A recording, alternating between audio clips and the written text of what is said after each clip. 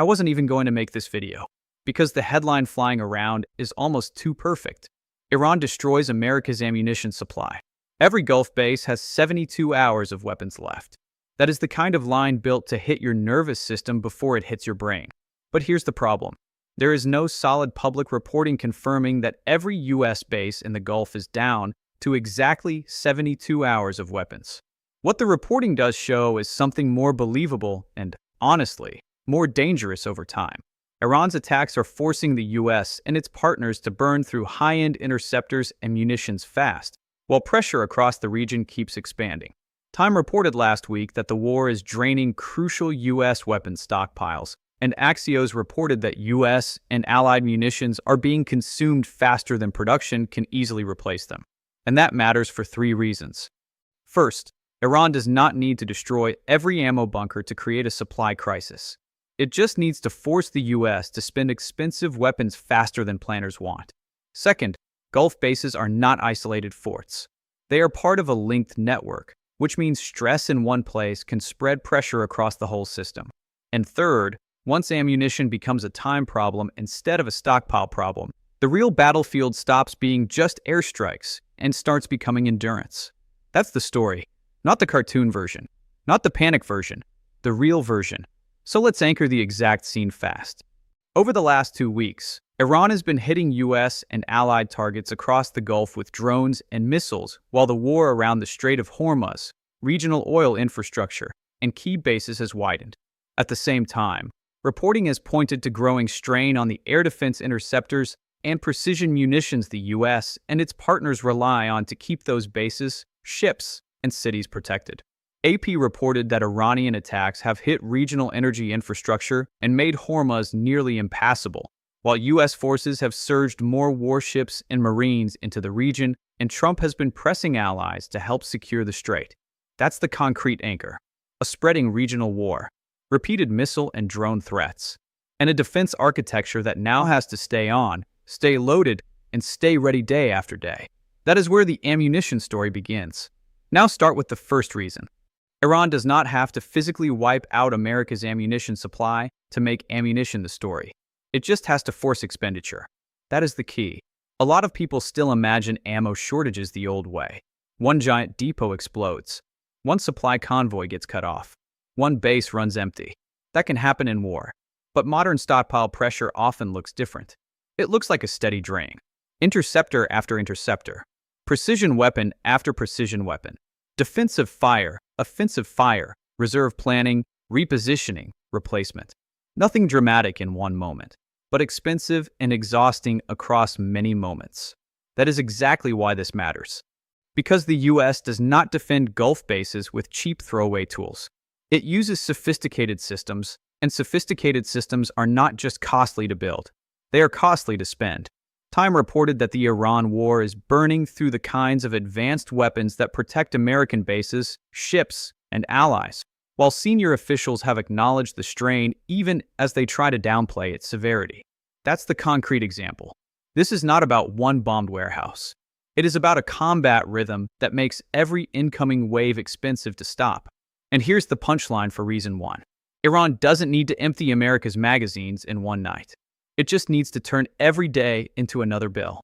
That is how weaker powers attack stronger ones. They go after cost, tempo, and endurance. Now go to the second reason, because this is where the map matters. Gulf bases are a network. And networks don't break only when a single node disappears. They break when multiple nodes stay under pressure long enough that planners start moving resources around, prioritizing one danger over another, and making hard choices about where the next interceptor, the next shipment, or the next high-end munition goes. That is a very different kind of vulnerability, because when people hear base, they picture one self-contained fortress. But US power in the Gulf is really a web of airfields, logistics hubs, ports, missile defense sites, command centers, and partner facilities spread across multiple countries. Those places are linked by resupply, timing, flight paths, radar coverage, and political permissions. If repeated attacks force commanders to reinforce one sector, something else gets thinner somewhere else. That's how stress travels. We've already seen the battlefield shape that creates this problem. AP reported that Iranian attacks have reached oil fields and key infrastructure in Saudi Arabia, Qatar, and the UAE, while the Strait of Hormuz has become nearly impassable. And other reporting shows U.S. bases across the Gulf have faced missile and drone pressure as part of the broader retaliation pattern. That's the concrete example for reason 2. The attacks are not politely staying in one box. They are spreading across geography, sectors, and targets. And here's the punchline. A network under pressure doesn't need to run out everywhere to start feeling short everywhere. That is the real danger. Because once commanders have to think in terms of rationing, priority, and future salvos instead of just immediate defense, the whole region starts operating under a quieter kind of pressure. Not collapse, constraint. Now let's get to the third reason, because this is the one people miss when they obsess over exact numbers like 72 hours. Once ammunition becomes a time problem, the war changes shape. That's what this is really about. Not whether some anonymous source said a dramatic number. Not whether every base has the same reserve. Real military stockpiles are not that neat, and public reporting rarely gives exact base-by-base figures for obvious reasons. The deeper issue is that Iran's campaign appears designed to turn American military superiority into a question of duration. How long can you sustain the burn rate? How long can you protect bases, ships, and partners while still preserving enough inventory for what might come next? How long can you spend premier interceptors in the Gulf without thinking about other theaters, other crises, and other adversaries? Times reporting explicitly framed this as a stockpile issue with implications not just for the Gulf, but for broader U.S. readiness. That's the concrete example.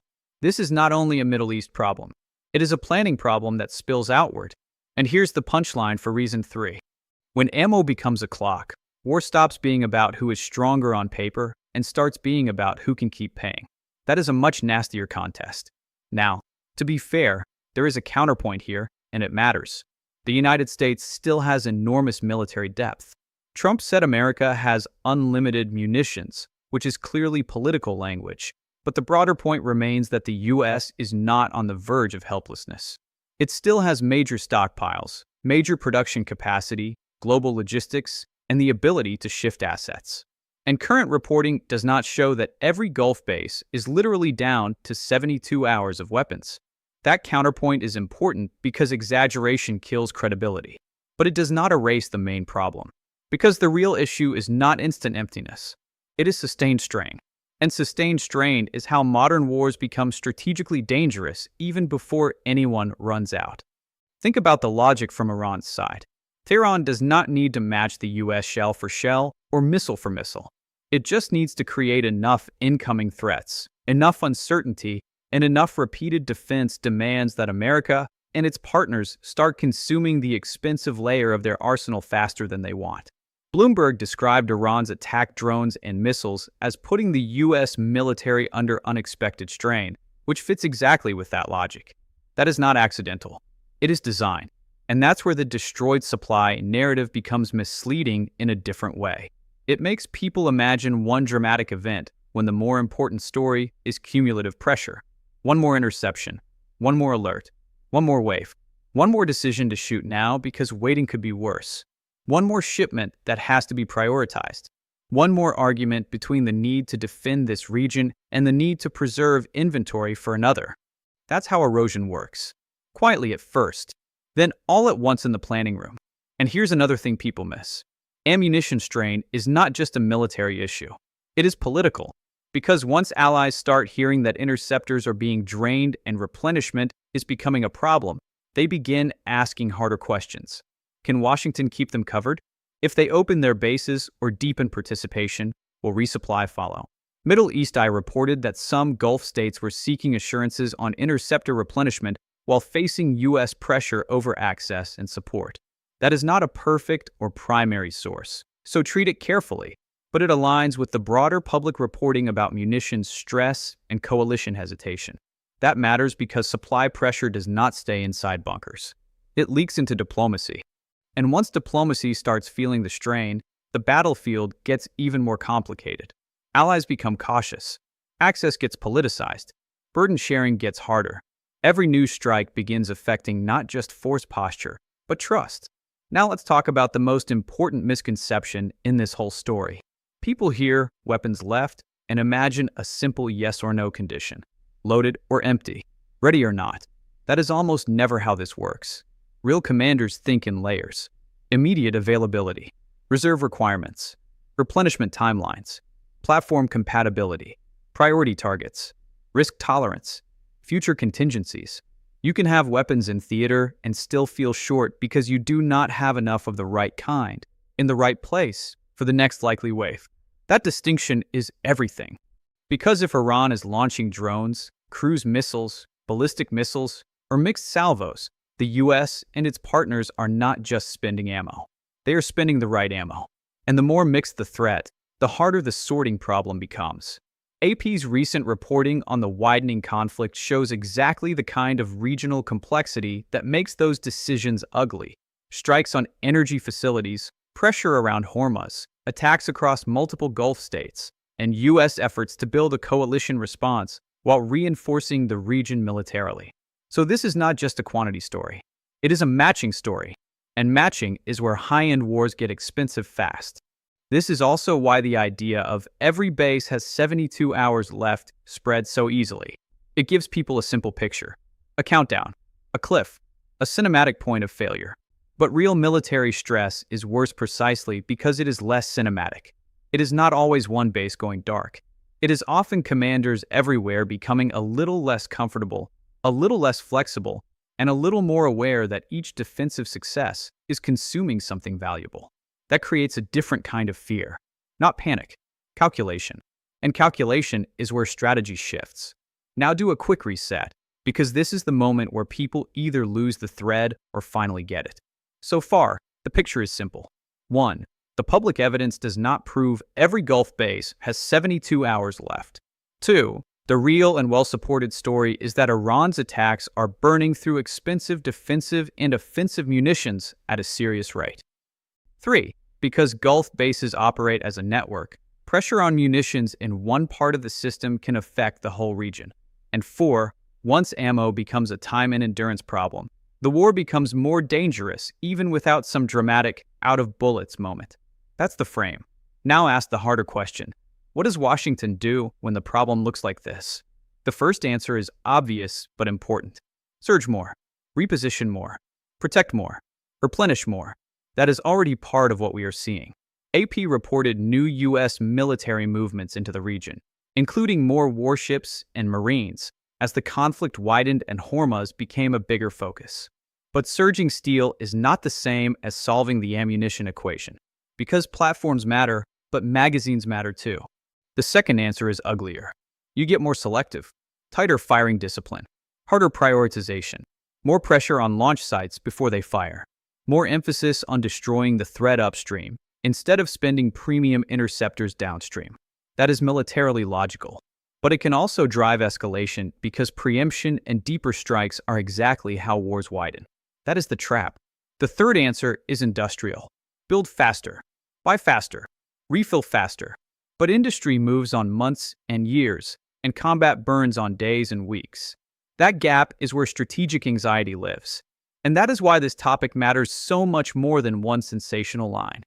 Because the real story is not a dramatic slogan about empty bases. The real story is that Iran appears to be fighting an endurance strategy against a superior military power.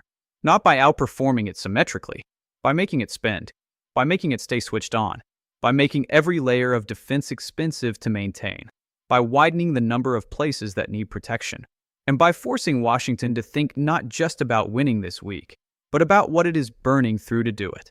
That is a much more serious story, and it lines up with the best public reporting we actually have. So here is the clean takeaway.